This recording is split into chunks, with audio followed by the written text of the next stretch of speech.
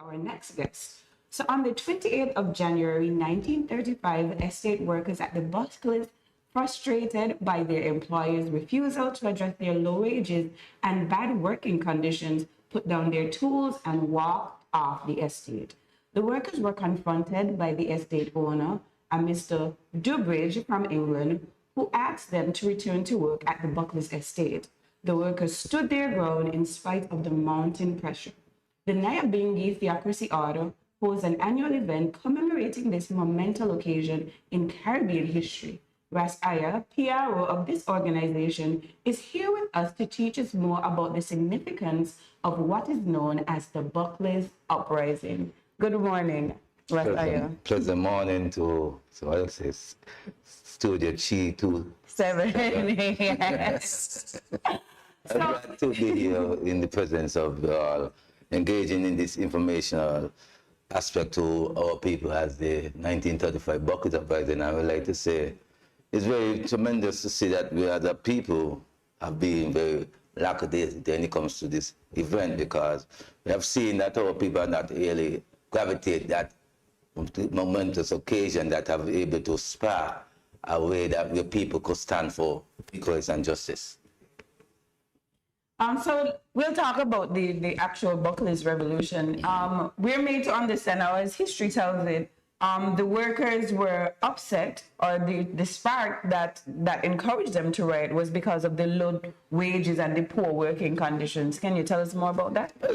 Considering to the information that is vital to our people as we state to say, in the 1935, there was a condition that was really facing our people for the wages that was employed as a shilling, as we could say today in this 21st century, we calculate it as money now to this day, it will be like $4, $8 as a weekly wages, and knowing in them stage as a shilling, it was not really that much, but it was something that to keep our people as a way how to survive and how to sustain themselves.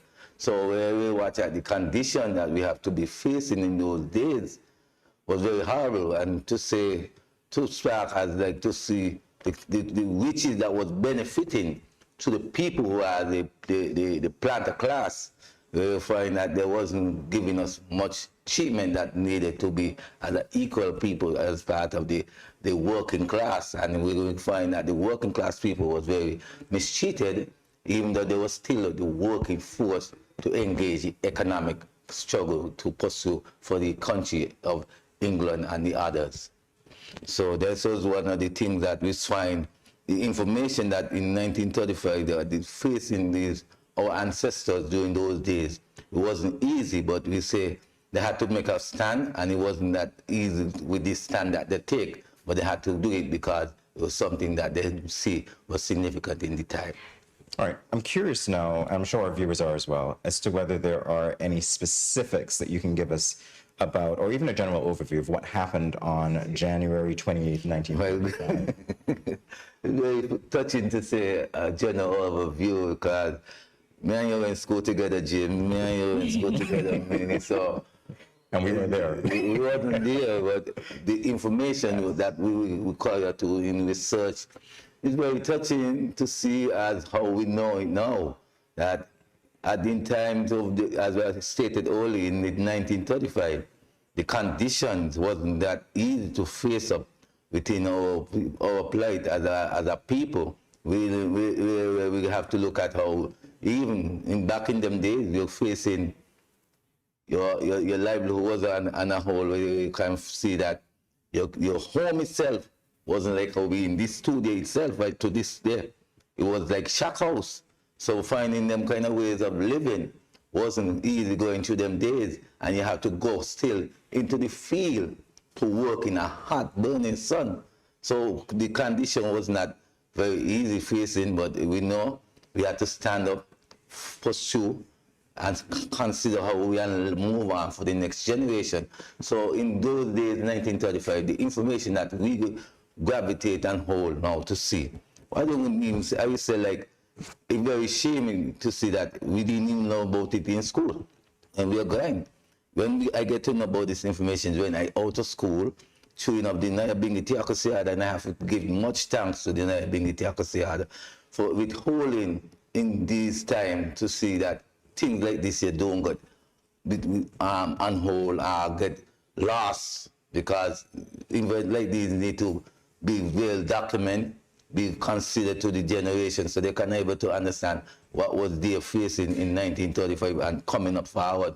Because we could go forward and say like adult suffrage, where we see basically the information that the adult suffrage come into form is because of the Mayan Commission. A lot of people don't really understand why in 1935 what's really sparked this Mayan Commission to really give an overview of how the condition our people facing during 1935 coming on, after even to the as they call it, the abolition of slavery in 1834.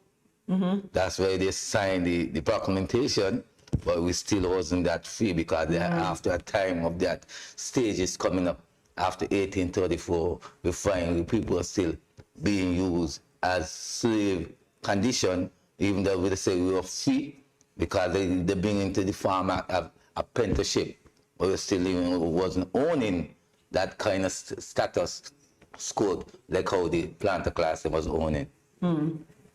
Understood. And what was the resolution, like after they revolted and decided that they were no longer going back on the estates to work under those conditions?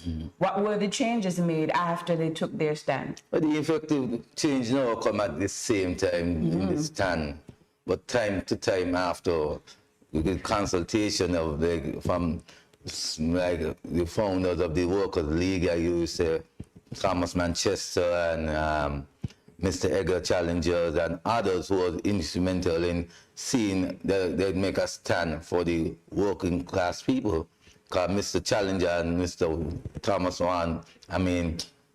Thomas Manchester, those are two prominent people who were part of the working class people, family background. They had family who had lands was contained within the working aspect of the planter class. And to find that these two men here take an initiative step to support our ancestors, but with the concept of the movements of our ancestors is that we were the one who really facing the heavy of the shame. So we had to really pursue in seeing that things take time to change. That's why you see now we have political parties coming to farm, come years after, because at the early age there was a ban against the union, because that's why they established it as the Workers' League, because at the early age in 1935 you couldn't have the union representation. You see, so you're facing a workforce without any supporting rights in your workforce. So that was obviously one of the effects locally of the Buckley considering to how the plight start coming to farm of seeing that union rights get representation there. Where you had the Benevolent League that was established by the late so-called Sebastian father, Matthew Sebastian. He was one of the prominent figure within agitating for workers' rights.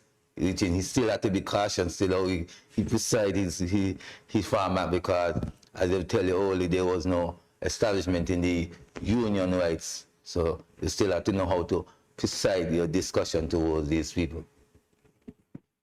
And what about any effects for the rest of the Caribbean from this? Repeat your question. The Caribbean. So we talked about the effects of the uprising locally. Were there any far-reaching effects elsewhere? Good question, man.